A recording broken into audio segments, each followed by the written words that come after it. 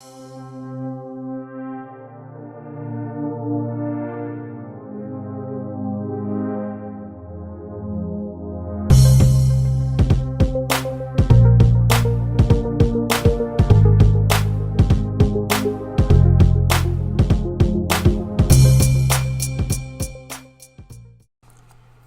and welcome back to Redirecting. It's been a minute since I've been able to sit here and speak to my viewing audience. Anyone who has followed this channel for any length of time knows that during planting season I'm not as available as I'd like to be.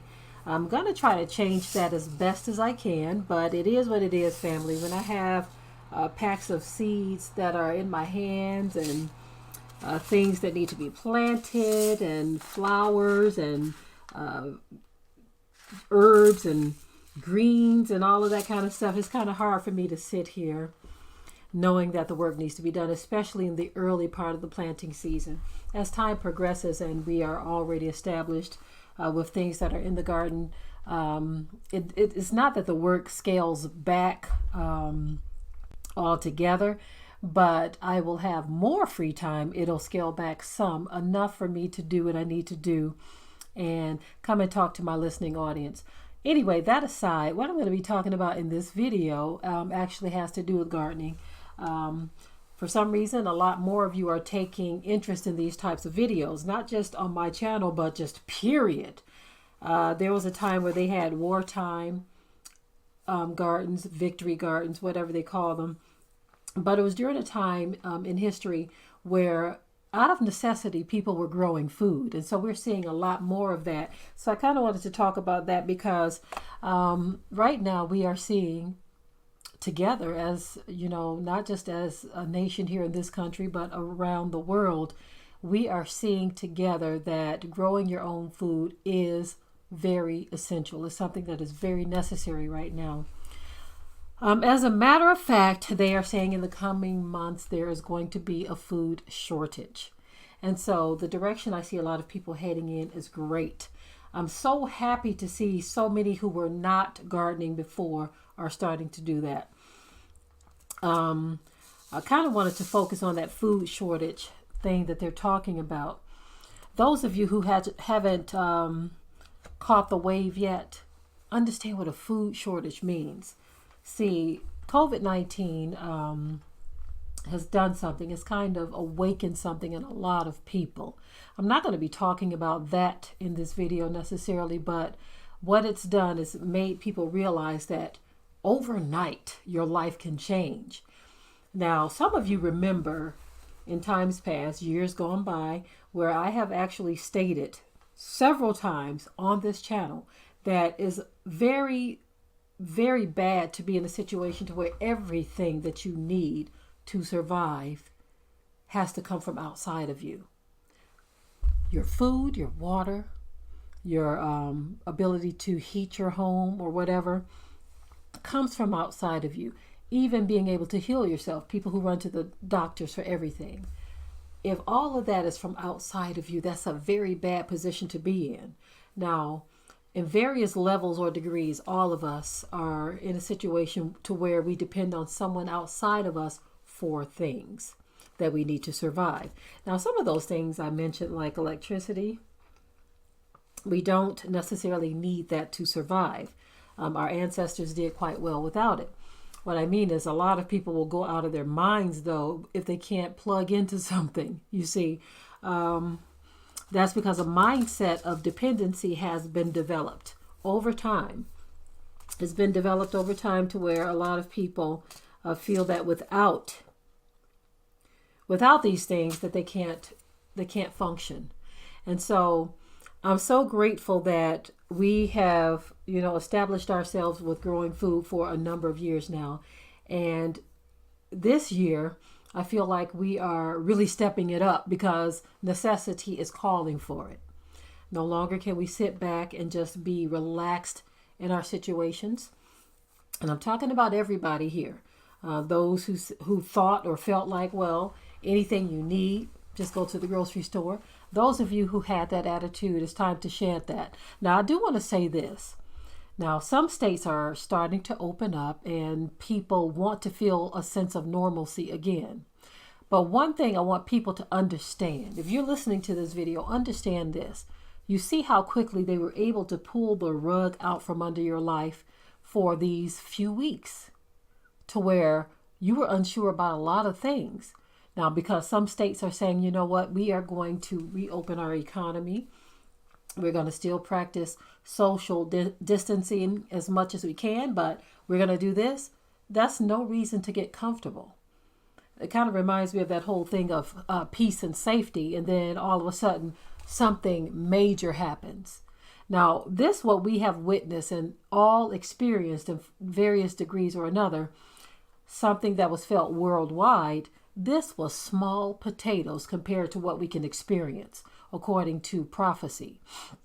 Now, there were times in history where certain disasters happened or certain pandemics happened to where there was no televised or computer internet updates given, okay?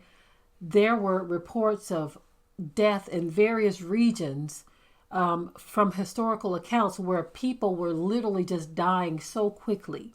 Look at the Spanish flu, look at the bubonic plague, look at all of these things from times past to where millions died. And there was nothing anyone could do. People tried their best to do things, but it wasn't enough, right?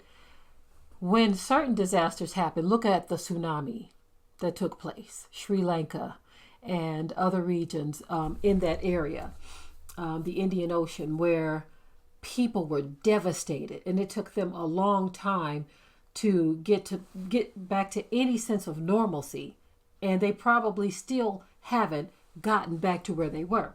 Look at Hurricane Katrina. Look at so many other things that have happened in history that were so catastrophic to where people, look at the tornado in Joplin, Missouri. That was one of the worst I've ever seen. Okay. Think about Nashville. What happened in Nashville recently?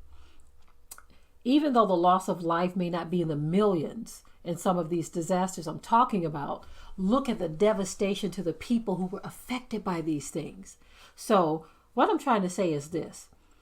Don't look at this thing that's happening right now as something that's just going to blow over and we'll go back to normal. And then I could just keep on lollygagging and playing around in la la land and twiddling my thumbs and just pushing it down the road and not preparing and not doing what I have to do. Don't do that, because a very real worldwide disaster of biblical proportions can hit and strike at a moment to where none of us expect it, to where we least expect it, and total devastation will set in. And if you're not prepared in any form or any sense of the word,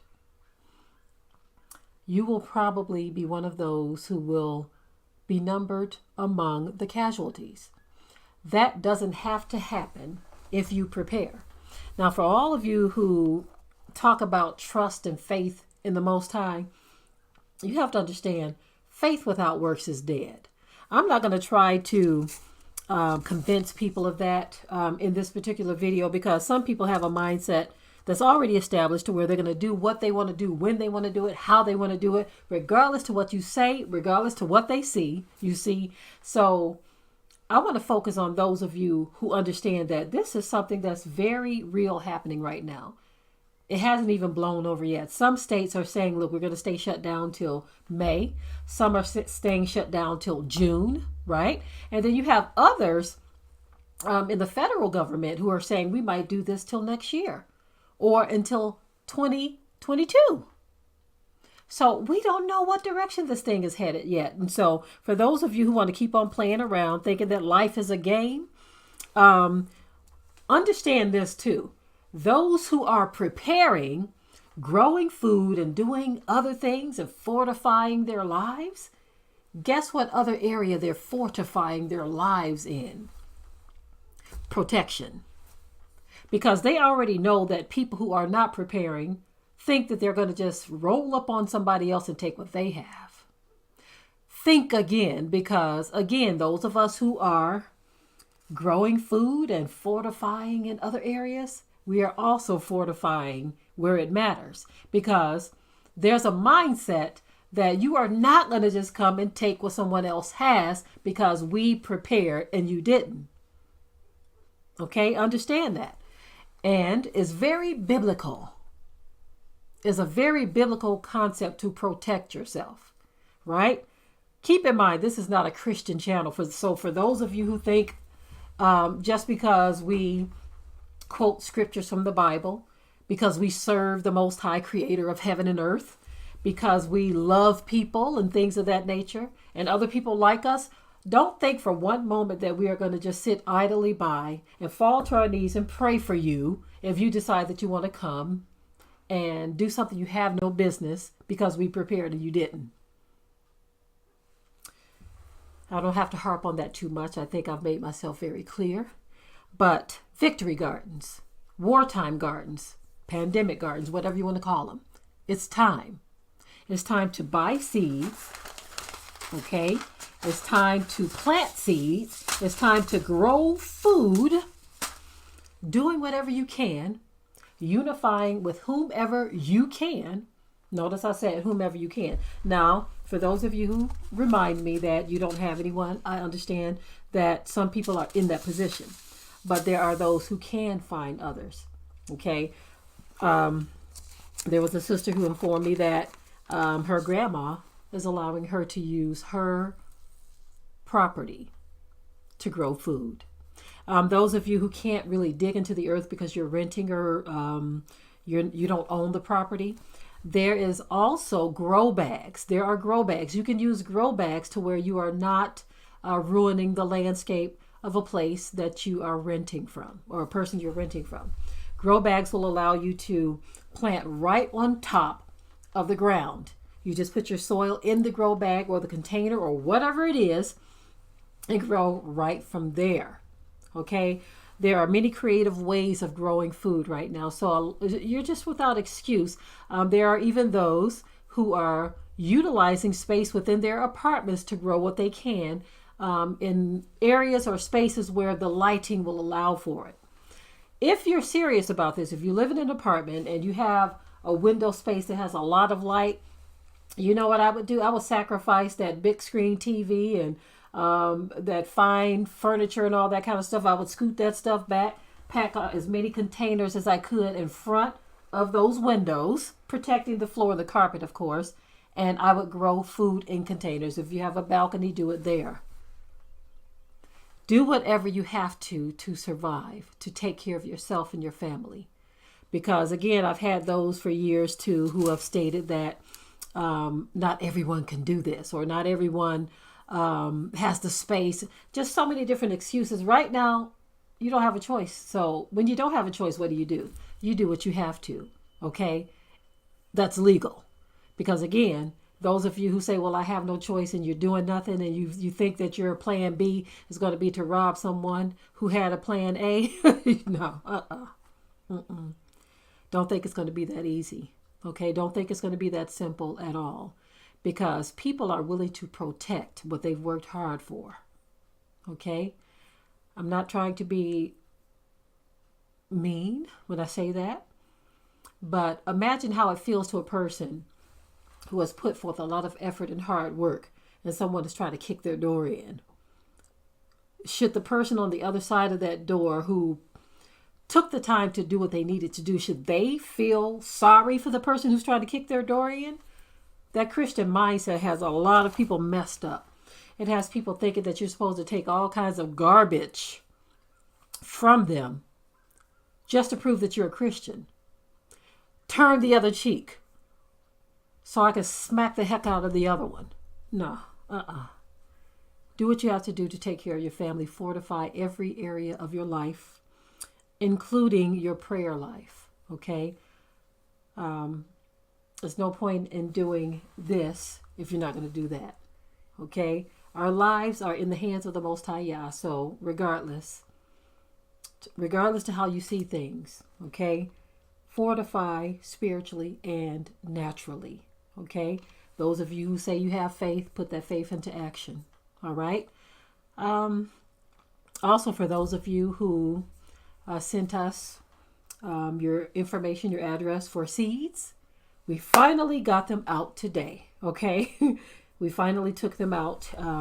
It took some time, family, because not only did we have to go through all of the emails, in which we received over 600 of them or more when you count the people who sent messages on Facebook and our original email.